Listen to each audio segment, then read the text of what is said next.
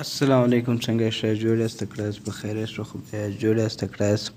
نو وخت مو نه دی ضایع کوی، در دې چې په سبجیکټ خبرې وکړم. سبجیکټ مو چې څه راخیستې دا د بایو کیمستري څخه مو راخیستې. بایو ژوند ته وایي، کیمستري چې دا کیمیاوي مواد ته وایي. راځئ ګورو چې مو راخیستې.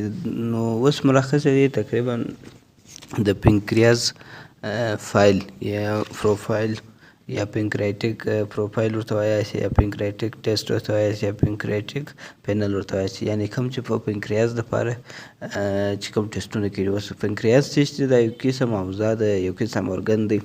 نو پر هغه باندې بیا په بعد کې ویډیو راځي. اوس ما دا درته وایم چې د هغه دپاره چې کوم ټیسټونه کېږي، یعنې کوم پروفایل کېږي د هغه معلومات دپاره، یعنې چې ګوري چې دا پنکریاز سم کار کوي یا خراب کار کوي، ډایجست یعنې هضمه سمه کوي، ډایجست سم کوي، انزایم یې سم کار کوي، نه کوي. نو دا ټوله په دې دغه کې کوریږي سي. او د دې ټایپس وایي څونه ټیسټونه کوم قسم ټیسټونه پکې راځي. نو ستا سره خلاص شو. پنکریاټک یعنې ټیسټ هغه پروفایل شو چې ما اوس درته وویل چې کوم د پنکریاز دپاره دی. راځئ چې اوس ګورو د دوی ټایپس څو دي. د دې پنکریاز دپاره کوم ټیسټونه کېږي، یعنې کوم چې پنکریاز معاینه کوي، یعنې کوم چې پنکریاز دپاره ټیسټونه کېږي نو هغه کوم ټایپس دي. نو اول ټایپس یې دا دی چې دغه د ایمایلیز ټیسټ دی، بل چې دی لایپیز دی. صحیح ده. دوه ټایپه ټیسټ درته کېږي په دې پروفایل کې. صحیح ده. اوس ګورو چې ایمایلیز څه کار کوي او دا بل څه کار کوي. ایمایلیز چې دی هغه یو انزایم دی، helps کی your body digest carbohydrates. صحیح ده. کاربوهایډریټ بیا څه دی، پر دې باندې ویډیو هم راغلی ده، په بعد کې هم راځي بیا پسې په دې باندې بیا ته کتلی شي چې دا څه کار کوي څه نه کوي. نو دا یو قسم ایمایلیز چې دی یو قسم انزایم دی چې زموږ په جسم کې دی، هغه کاربوهایډریټ جذبوي او هضمه کوي. اوس ګورو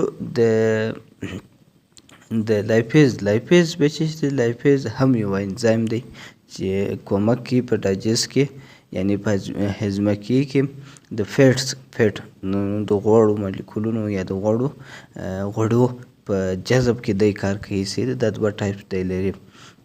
دا چې دی دا دواړه ټیسټونه دي چې تقریبا د ټوله د پنکریاز ټوله دغه در معلوموي چې دا کرونیک دی، اکیوټ پنکریاټس دی، یعنې زوړ پنکریاټس دی، نوی پنکریاټس دی. دا ټوله په دې دوه پروفایل کې تا در معلوموي.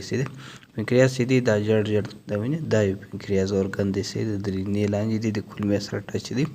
نو پر دې بیا په بعد کې ویډیو راځي.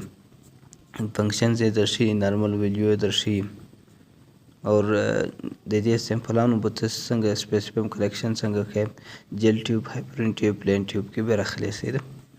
اور بایو کیمستري مشین به در سره وي، کوم چې یعنې 300 400 هر شي چې در سره وو، سلیکټرا در سره وو، ریجنټونه به در سره وي.